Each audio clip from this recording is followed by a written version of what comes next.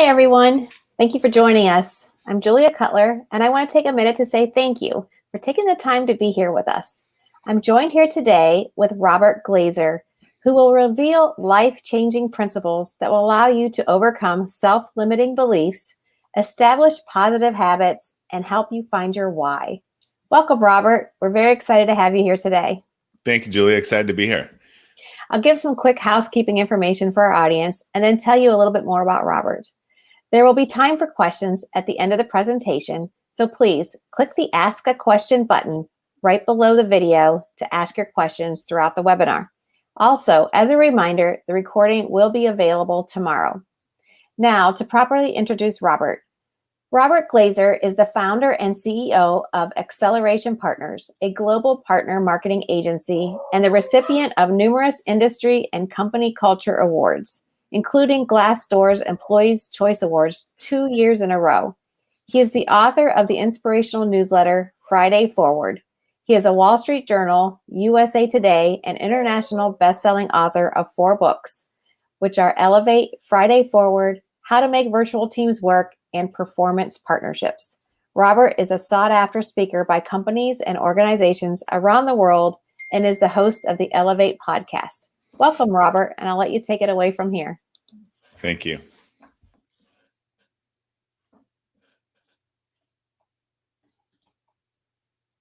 So 2 years ago, I had a unique experience that many of you are probably going to have maybe 5 or 10 years from now. My parents were selling our childhood home and sort of downsizing to a smaller place.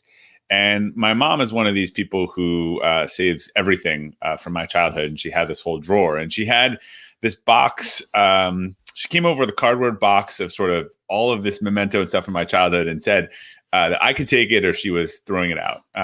Wasn't coming to her retirement home. So in there was a report card. Actually, she had saved all my report cards from the time I was 5 throughout college. And I decided this would be a fun thing to go through one night. So I grabbed a glass of wine and started reading. And pretty soon that glass of wine turned into a bottle of wine as I got through some of the discoveries here. So you'll start to notice a few themes as I go through these. First grade, his chief difficulty is attending to the task at hand. I gave him his own desk. That didn't work. Said third grade, I think he can realize his full potential for more effort on his part. I believe he's capable of producing even higher quality work. This was a common theme. He does great work in topics that interest him. I'd like to see him hit this in all of his work. Fifth grade, capable of doing well. I know you have the ability to do well. And then this last person just gave up. I could not do much to motivate him. But I believe he's a fine and capable young man. So not the rosy picture of achievement that I remembered. And some of you might recognize these traits as someone who's not necessarily, a bad student, but someone who just doesn't really feel comfortable coloring in between the lines or following the rules, a path that's a little more creative and entrepreneurial. Unfortunately, the traditional education system is not really great at rewarding those behaviors earlier in life. So, for most people who fall into that group, it doesn't tend to be a straight path. I took a pretty winding road early in my career. I loved working with early stage companies. I had a few dead ends doing that. I had some bad experiences with really poor leadership. And at 27 years old, I was sitting there stuck in a job I really didn't enjoy with a second kid on the way and trying to figure out what I was going to do with my life. And a turning point was really with a friend of mine named Al Chase. We went to lunch at this great little blue collar sub place called Mighty Subs. And, he was hearing me talk about my frustrations, and he looked me in the eye and he said, about this job that I had wanted to commit to for a while. And he said, my friend, I give you permission to leave. And it kind of took me back because that's not what I was looking for. But it was a huge push for me, an inflection point. I realized I had been stagnating for a while, and I need to challenge myself and engage my sort of core.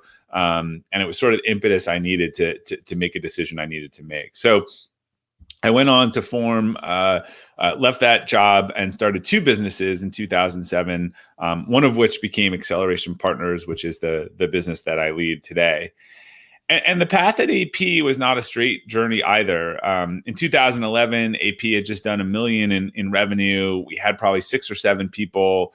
I was really maxed out on what I could do personally and was at another fork in the road. I really wasn't sure if I wanted to build a business. As I said before, I'm an entrepreneur. I hate politics, rules, HR, and the big company stuff. It's why most of us get fired and are forced to start our own businesses in the first place. But the truth was, I was also a little bit scared. This was uncharted territory for me. I didn't know if I was a good leader or good enough leader for what the business would need. I was scared to have to rely on other people more, and I was really hesitant to let go of a lot of things that I was doing. Now, fast forward 10 years, and we've had a great run in our business. Our revenue's grown almost 1,000%. Our employees are now actually getting closer to 250. And most importantly, for me, we've been named the best place to work by a whole bunch of places, despite actually being one of the first companies that went fully remote almost 10 years ago. And when I think about how we did this, it really related to an epiphany that I had a day in one of these kind of shower moments. When you run a high growth company, your needs are always changing, and there are a lot of hard choices. And so if you think about like the dotted line on this map in terms of our growth rate, think about a function like marketing. So if we're growing 30% a year, we might need an associate in marketing, and then a manager, and then a director, and then a VP.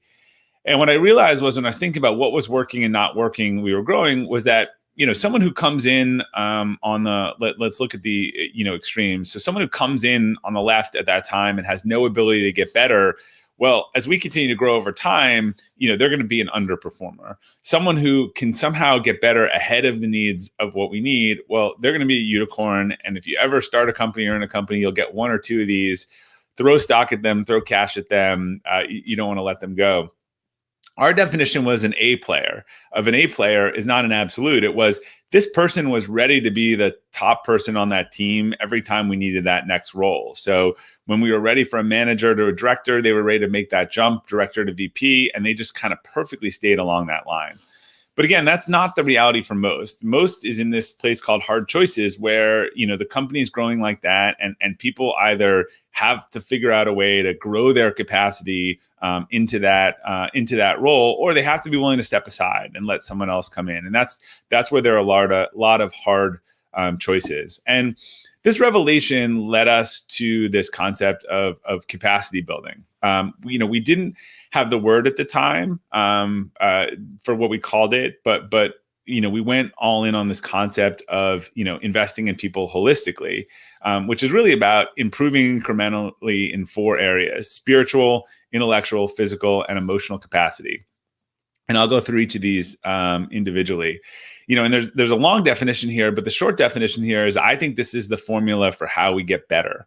And capacity building is similar to building a muscle. It doesn't happen overnight. You lift that weight, 30 days in a row, and suddenly that same weight gets easier to lift, and you can do a lot more reps. I think we understand that. It's the same thing in these other areas. And capacity building is really a virtuous cycle. So, whether it's individually or as part of an organization, as you grow, you inspire the people around you to grow with you.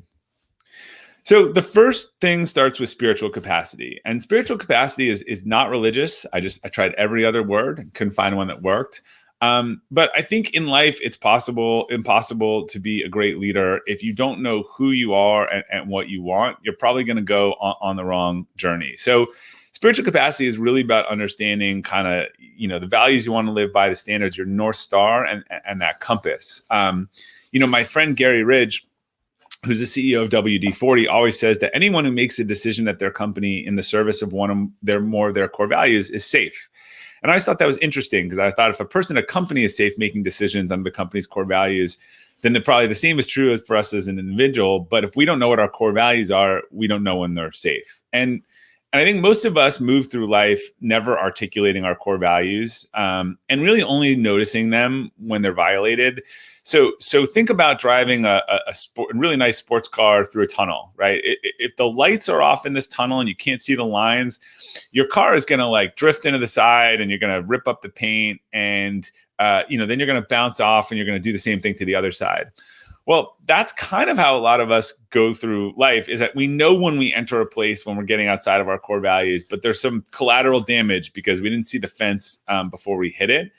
And when you can clearly articulate your core values, it is like turning on the lights, seeing the painted line, and driving the vehicle in the correct lane and avoiding the hazard. So I spent about 6 to 12 months after a leadership retreat that I went to, really becoming focused on understanding how important the core values were and determined to sort of figure out my own. And I walked away with these 5 core values. And when you talk about in the bio and all the things that people read in the books, everything that is usually read in my bio happened after after this puzzle was solved. Because what happened was I started to figure out these are my safe zones and my winning zones, and I need to double down across my life and my leadership in these areas, and I need to avoid everything outside of it. And I became so passionate about that we actually built a curriculum to teach this to other people.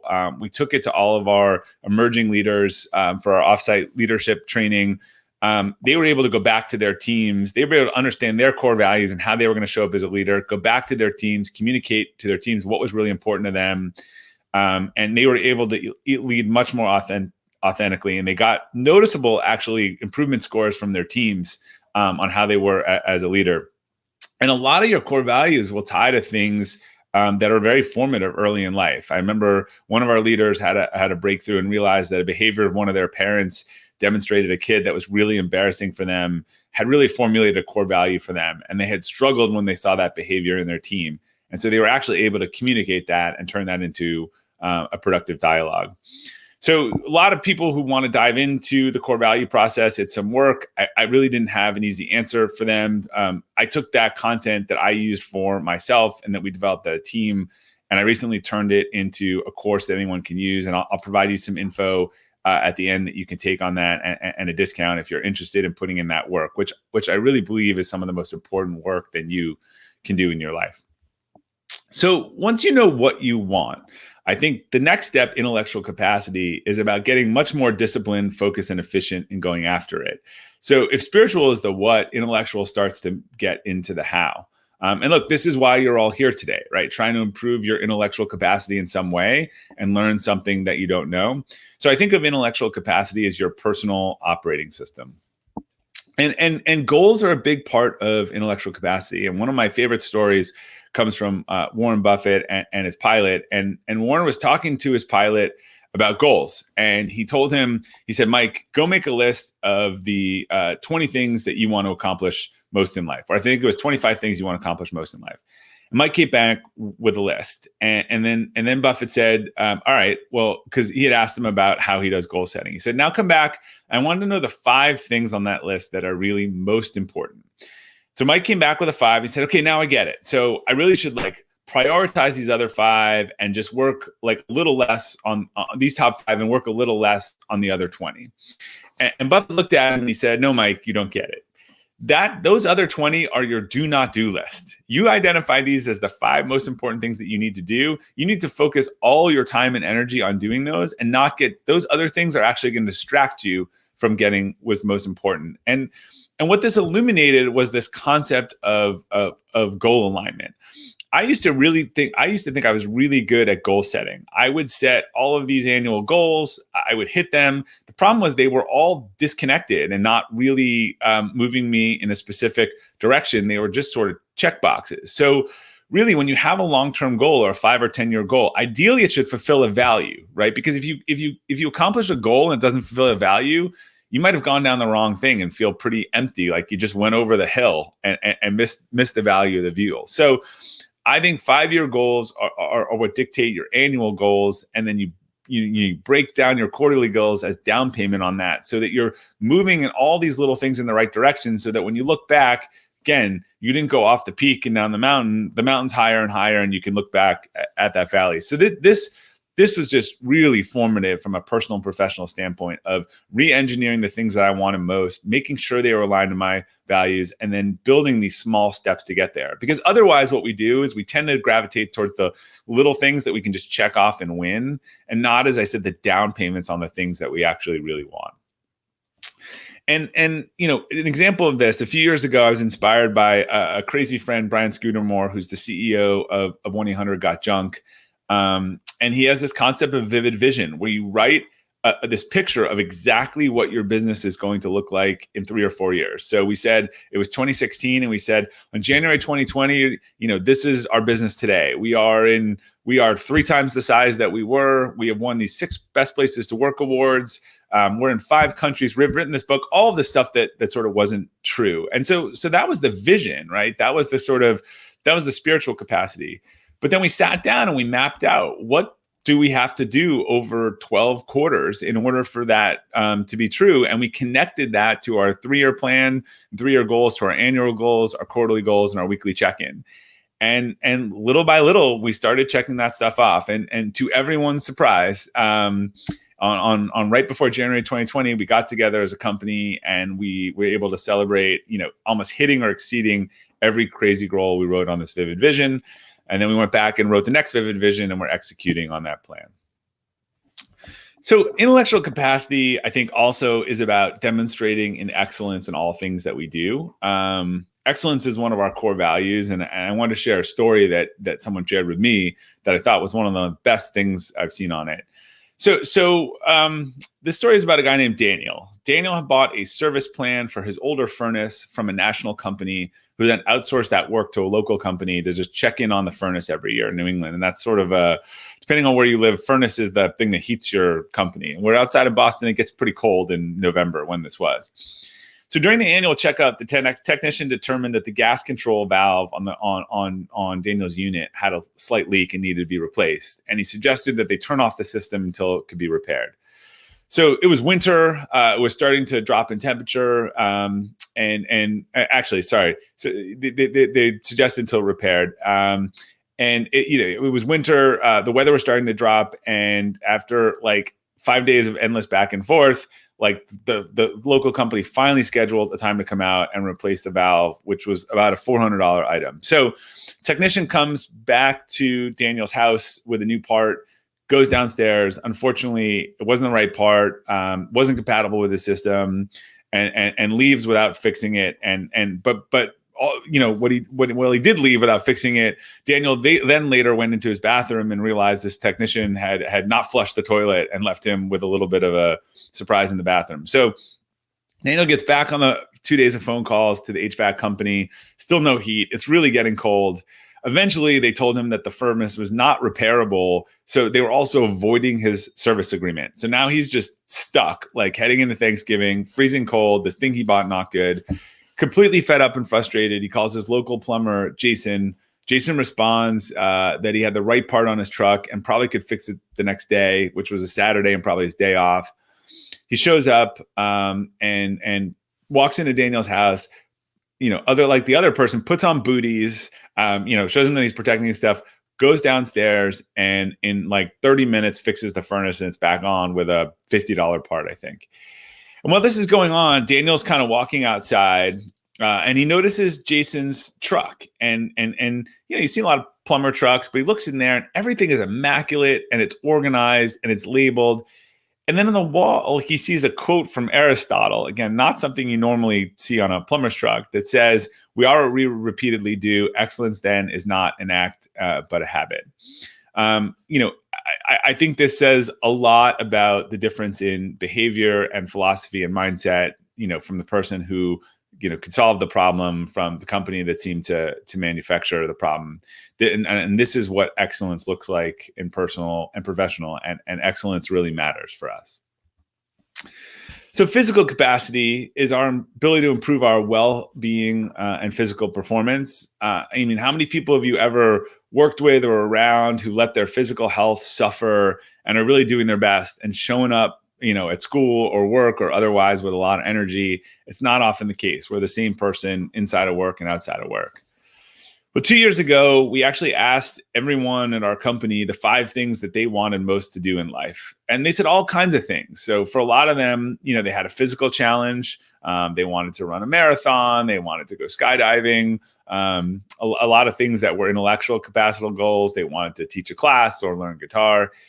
And I continue to see that one of the ways to push your physical capacity is doing something outside of your comfort zone physically, because it translates into confidence in other areas of your life and improves your capacity overall. You start to do something you didn't think you can do, then you start to think about something bigger that you can do, and it becomes a positive circle. So we had one person on our team. I firmly believe that people having lives and passions outside of work is not a detriment to our business. It helps our business. So we had someone on our team whose goal was to finish a half Ironman. So when we learned this, what we did is we hired her a coach, and that coach worked for her with 6 months. And 6 months later, he was there. Picture, she crossed that finish line of doing something that she didn't think that she could accomplish before. And I can tell you that her performance as an employee was probably best during this time when she was training for this and was physically and mentally fit. So again, this notion of having people just work and chained to their desk and exhausting themselves, it really doesn't create the best result, because it usually results in a diminished physical capacity. So the last one, and the hardest one for most people, is emotional capacity. So emotional capacity relates to how we react to challenging situations, things outside of our control, and the quality of our relationships. If you think about the first three capacities, those were really about what you control. Emotional capacity is about the stuff outside of you. And I always like to say, like, if you're thinking about building a sports car, spiritual capacity would be designing the sports car. Intellectual capacity would be building it. Physical capacity would be testing it on the test track. But emotional capacity would be putting that car out there with other cars on the racetrack in the real world. And, a lot of it is how you react. I think having what your attitude is, and if you have a focus on gratitude. So emotional capacity is really about focusing on what you can control and accepting what you can't. For example, I have a lot of family members who are very obsessed with the weather and weather apps. This has become sort of one of my go-to tests on emotional capacity. Look, none of us can control if it's going to rain, but we can control our reactions, and sure, it doesn't ruin our plans. We could say, hey, it's going to rain tomorrow. I've been dying to see that movie. That's what we're going to do tomorrow. Or we can sulk and say it's going to rain, and I was planning this thing forever, and make ourselves, feel bad about it. So I've actually found how people react to the weather as an early indicator of emotional capacity. So one of my mentors, a man named Warren Rustan, one who led that leadership academy that got me focused on core values, I brought him in to speak to a group of our emerging leaders. And what was really interesting was 6 months later, this was one of the things that people remembered the most from the whole day. And it was so simple. It was, if you don't control it, why worry about it? Because you don't control it.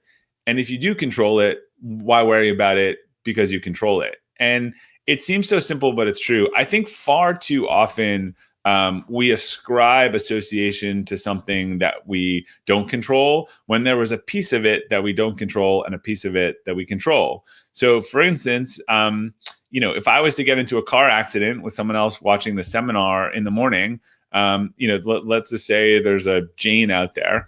And Jane's like, oh, you know what? That was a fender bender. I'm okay. Everyone's okay. And Jane goes back to school or work that day and has a great day and performs at a high level and interacts with a bunch of people, and really doesn't affect the rest of the day. I'm, an angry Massachusetts driver. I'm swearing and cursing. I'm in a bad mood all day. I'm fighting with people. I blow a client pitch. We could both Jane and I could say it had to do with a car accident, but that wasn't true, right? The car accident was the piece that we didn't control. What we controlled was everything that came after that. And sometimes we're lying to ourselves about that. And I think a pandemic is a perfect example of that on a large scale. There were things we did not control, but if you saw how people and businesses reacted differently to the same challenges, there was certainly more that we controlled than I think we wanted to give credit to. And I, in thinking about the pandemic, there's this notion of, relationships, and this concept of energy vampires. An energy vampire is someone that when you spend time with them, you feel worse after spending time with them. And, one of the things that you need to do most in life is to eliminate the list of people that you feel worse spending time with, and spend more time with those who lift you up and inspire you and make you feel better. And I know we have some, obligatory things in there, but one of the ways to do that, and was really helpful for me and was sort of taught to me by a mentor, was, when you have these relationships that drain your energy, you don't have to have a huge breakup. All you have to do is stop calling someone and saying how they are if they really don't want to know that, or stop saying we should get together next week when you don't mean that. You just need to put less energy towards the relationships to create more distance, because if you just cut the amount of negative lunches with that person who's an energy vampire in your life from 2 a month to 1, you've cut that by 50. So it doesn't require breaking up with people. It requires pulling back, putting less investment and energy into those relationships and placing it elsewhere. I also wanted to share a story about that I really think hones in on the gratitude piece of emotional capacity and the mindset.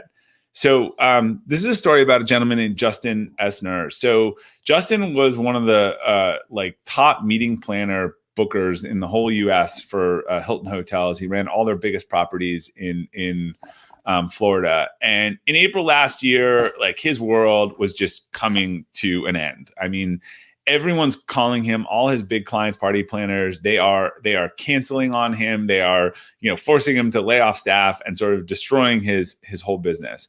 And Justin is just a super positive guy. So instead of blaming the meeting planners, he decided what I said, when bad things happen, there's two ways to look at it. You can kind of look upstream at the crap rolling at you and say, woe is me, or you can look downstream and always assume that there's someone in a worse situation. So Justin decided to look downstream and focus on helping others. So what he did was he got together in the middle of all of this, canceling all his business. He worked with a company and he got this sort of emergency kit together with a bottle of tequila, a custom bat with their name on it, caution tape, and a handwritten note. And he sent it to his top 20 customers. And then the next day, his text and his email blew up with all kinds of thank yous. He was they were sort of incredulous. Here's someone trying to break a contract with him, and he's sending them something saying, hey, I hope you're doing okay. And we're all on the same team. And what's interesting was he not only get a ton of these texts and messages, was that, even though people were canceling stuff for this year, they still were thinking about next year and booking out. And Justin did something like, in a couple of weeks after this, $1.7 million in bookings for 2021 and 2022. And look, it didn't cover all of the losses, but it made up a big gap, and would have for sure been a very different outcome if Justin had taken the sort of woe is me philosophy and not sort of express gratitude for other people, these meeting planners who were probably suffering more than he was. So my own story of capacity building started with coming out of that same leadership thing where I started working on my core values. One of the things that Warren Rustan, the gentleman I just showed, told us to focus on in the morning was this notion of sort of a 10-10-10.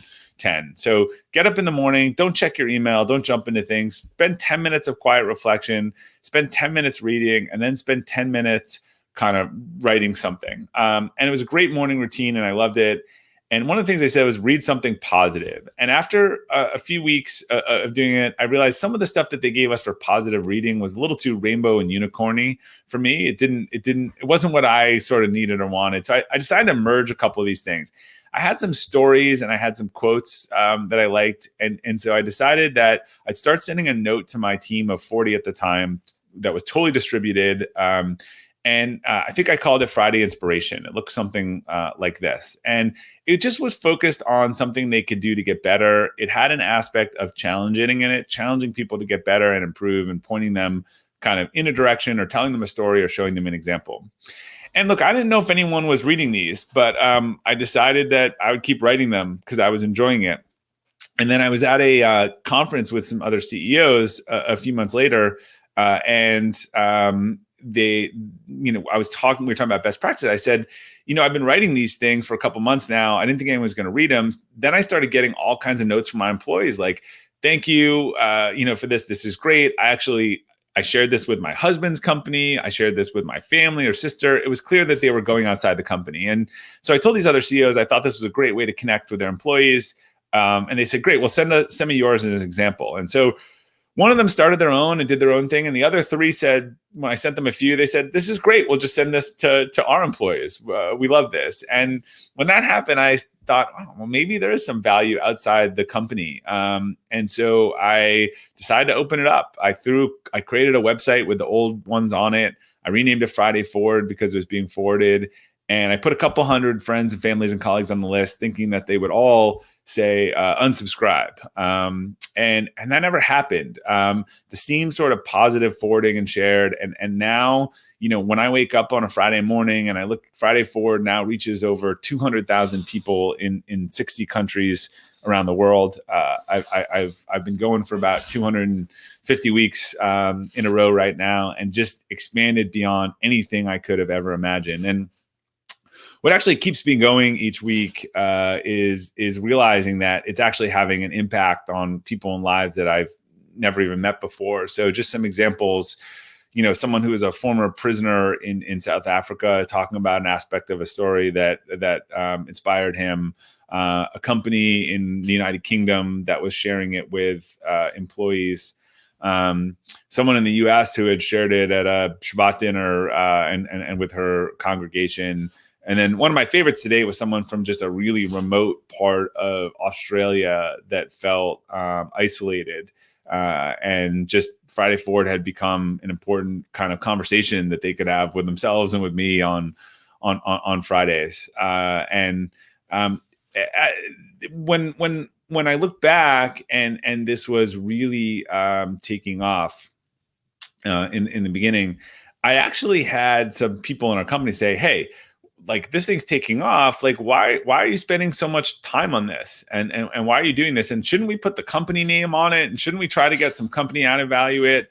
And I really had a hard time I felt very strongly about what we should do and not do, but I had a hard time understanding why. I was trying to understand why this little note had such an impact internally on our organization and externally, and why I was willing to spend so much time on something that really didn't have an obvious business context or income stream and otherwise. And it was actually a few weeks, I was thinking about this. It was a month or two later, and I was watching a presentation on a flight back from DC, and the speaker was talking about something, and he flipped to the slide.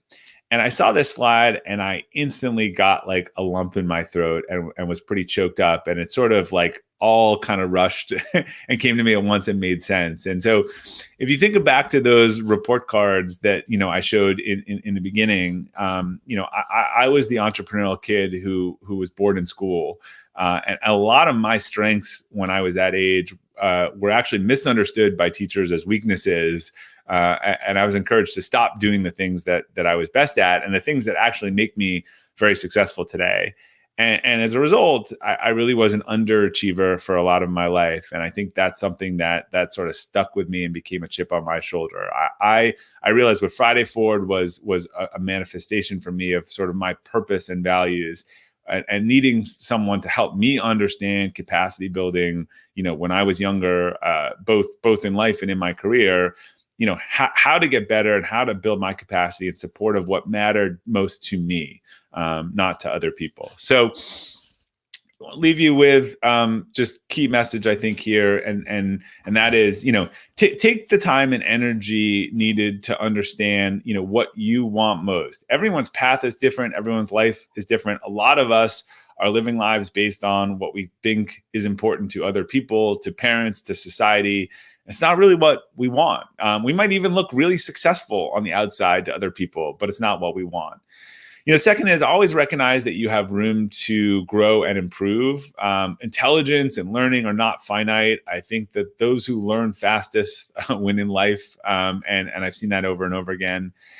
And then the third key is really to align your life and your relationships around developing your passions and sharing them with others. The easiest work that you will ever do is the work that falls within your values, where time stands still and you want to do it even if no one's paying for it with you. And then if you get good enough doing that, the irony is someone will pay it for you. So I think if you adopt those principles throughout your career and thinking about your chosen vocation, you will be both happy and fulfilled and constantly improving. So Want to share a few resources. So, the capacity building framework that I just walked through is actually gone into a lot more detail in my book, Elevate. And then Friday Forward is actually a compilation of 52 of the best stories of Friday Forward, organized around the capacities that we talked about today and in Elevate. And if you're interested in joining Friday Forward, you can go to robertglazer.com/join today, or you can just click on Friday Forward when you get there.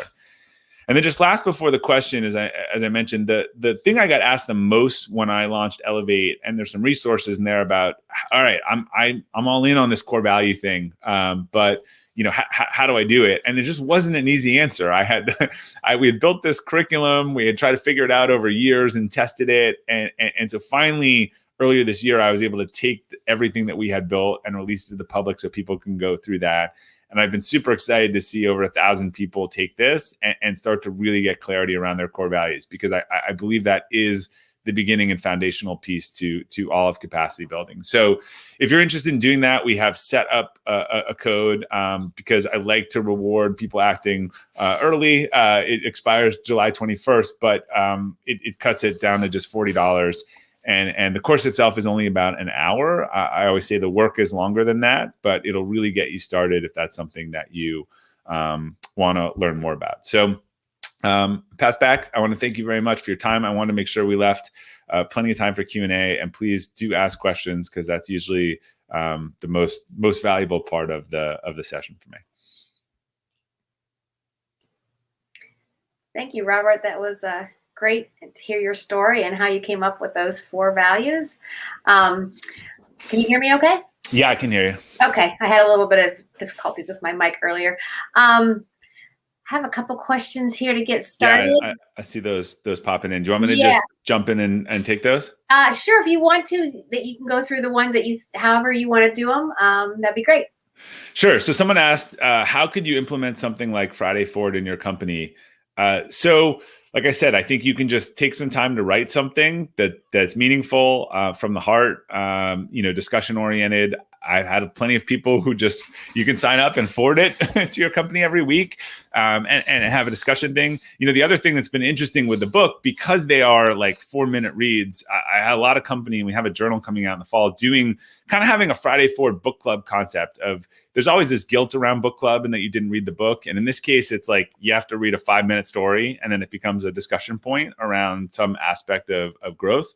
So we've seen a lot of companies doing that as well. So those are a few different ways. All right, another question here. Could you expand on the what you want most part?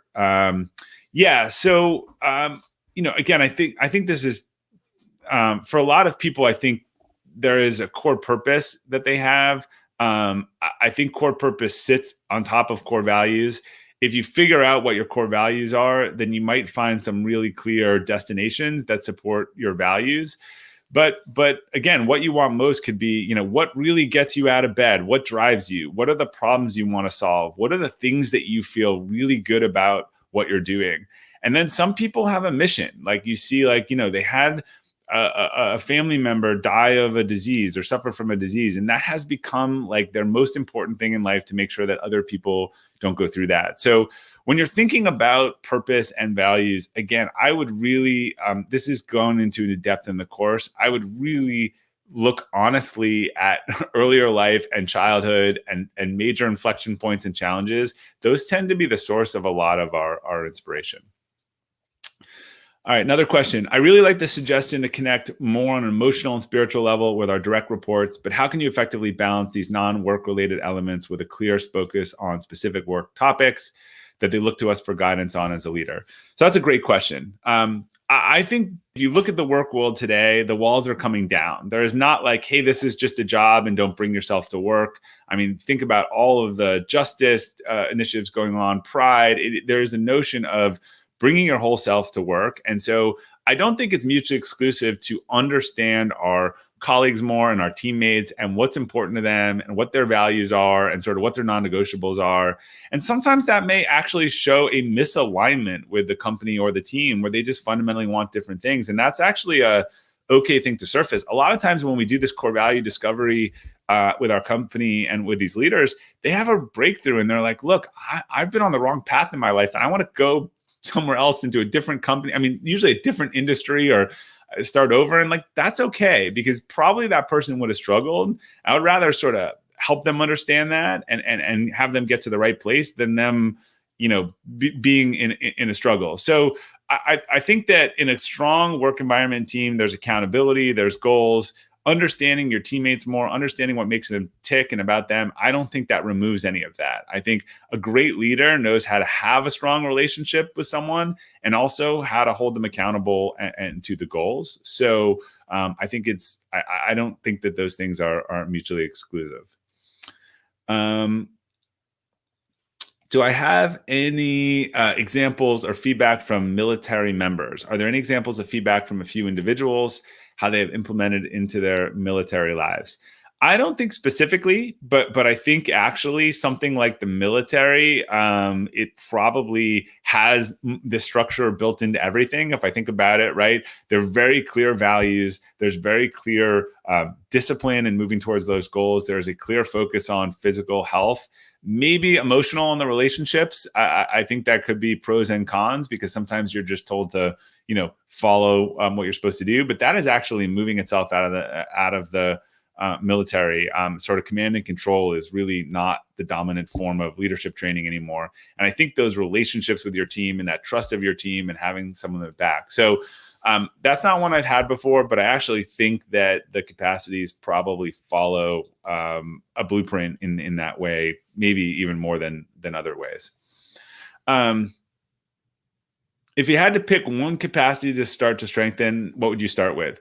I would 100% start with spiritual capacity, because I think that is the work that you do once. The other ones get out of tune. There are a lot of people out there, actually, I think, who are doing really well with intellectual, physical, and emotional, and they are winning at something that they don't want to win.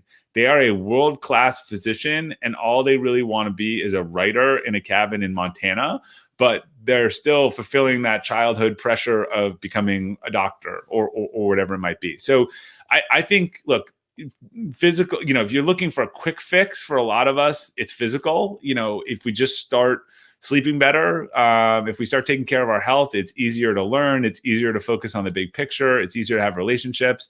That's an easy one in terms of a tune-up. But if you're trying to build this from the foundation up, you will be so much better knowing your core values, because you're going to know what it is you want to learn and what you want to double down on and what you want to stop doing. And then I think you're more energized from a physical and mental standpoint. It's more important to you to maintain that, because you're going towards something that really excites you. And you also know the relationships that you need to double down on and that you need to eliminate. When you figure out your core values and you look at your friend and peer circle, I guarantee you that you will make some very large changes. You will realize, wow, I am spending a lot of time with this person, and their values and their goals and their things are diametrically opposed to mine. I always like the analogy of, if you don't want to drink and your friends go to the bar every night, you probably need to find friends that do a different activity. All right, now these are moving fast and furious. How can one align their values with their career when switching fields without being able to re-qualify completely? So yeah, I think, look, there are values tied to certain career choices and vocation choices, and then there's values tied to certain companies. And I think every company has values. They might either be explicit or they might be different than what they write on the wall. It is the minority of customers that actually have the companies, I think, that have the values that they say they have. So I think it's I talk about the big three in core values and in the course, which is the partner you choose, the vocation or company you choose, and where you choose to live and the community you pick. And I don't think any of those decisions can survive if they're not core value aligned. I think those are like the big three. You don't need to be the same as your spouse, or you don't need to be the same as your company, but you need to agree on the big things. And when push comes to shove, there's fundamental agreement on that. So I think that is, I think that having that insight and then consciously making a decision. I've made a lot of decisions around certain business partnerships or otherwise where I'm like, this person or people just don't align to my values. So I know that this is an opportunity, but I can just see this coming back to bite me, and I'm going to opt out. All right. How can I help improve our company's environment when I am a follower? We are in government work. I want to help promotions and leadership are based on time worked for the government versus potential. Yeah, I get asked this a lot. This is a tough question. I would look at it this way. People tend to leave teams and managers, not jobs. I don't think it's great to develop a counterculture within an organization, but there's certainly ways that you can put a lot of these principles and reward these behaviors, within your own team and try to, create something, even within the standards of sort of the time and tenure to have a higher performing team or group and a different set of standards within a team. If people have asked me this question at a private company and they're kind of in high up leadership, but not on the leadership team or not running the company. And they say, I believe in all this stuff and I want to do this stuff, but the company doesn't, and they're going to go against it. And what do I do? And I'm like, look, you either accept the fact that you can do this with your team and sort of shield them, or you go find another company. Because from an organizational standpoint, if you don't have support from the top down for the company's values, it's very hard to swim upstream. And it probably is very exhausting over the long run to swim upstream. So you just need to decide, again, what's important to you and how much does your satisfaction versus your team's satisfaction matter. So how do you balance strong emotional capacity, seeing the positives, with allowing for negative feelings? I mean, we all have negative feelings. I think we need to process them. We need to understand the why. And then we need to say, kind of like someone said to me once, like I was talking about a very negative relationship that I had in my life. And they were like, how's that working for you? And my answer was not well. And they were like, well, why are you still doing that and complaining about it? Shouldn't you change your relationship with that person or do something different? And I think that's true. So I am a pragmatic optimist. I am not saying we don't get scared, we don't have negative feelings, we don't get upset. But then I try to look about what are we going to do about it and what's next and what can I actually control? And do I want to live with all this tension, or do I want to change something to make it better? So I think that is, I actually think there's a lot of downsides to being just an internal optimist and not dealing with reality. So I prefer the path of the pragmatic optimist, which is like, yeah, I got in a car accident. It sucks. Like, I'm going to have my 10 minutes of pity, but then I'm like, not going to let it ruin my next week, and understand that that's an option. How do you recommend someone apply this insight during a career leap or promotion? Yeah, I would get real clear on your values and what you want and the things you want to learn before making a career leap to make sure it's a match. There are a ton of people changing jobs right now, the Great Resignation. I think there's some people doing it for the right reasons, that they said, look, I've been on the wrong path or the wrong road. There are a lot of other people just want to change the roads because the road was hard for the last year. And I'm not sure you're not just switching out, the devil for the devil you don't know. So that's really important, I think, to, again, sit down and say, like, am I on the right place? It was just really freaking hard. And I'm going to move on, or I'm totally on the wrong road and I want to be on a different road. And I think those are different discussions. All right. With the 5 things you want most concept, how about people with multiple interests? How can these multi-potentialities of the world utilize this? That's a great word. I have not heard that before. I don't think they have to be, the 5 things you want most do not have to be congruous. But think about them as these pillars that you're going to want to build into others. So I could want to write a book, and I could want to own a vacation home and, on the water. And those, maybe I want to write the book in the vacation home. Those aren't necessarily the same tracks, but they're 2 pillars for me to build into. But again, I'll come back to that example, and that both owning a home on the beach and writing a book probably need to align with my values in some way to make sure I'm actually happy by it. Because I know a lot of people who want the vacation home and they say it's for their family, but in working to earn it over 5 years, they end up divorced and with their kids not talking to them. So it's kind of a lie that they've been telling themselves about. Maybe it was for their family and they lost the reason for the why, or maybe really it was to be a temple to their success and they were lying to themselves about the family. And that's why I think it's really important.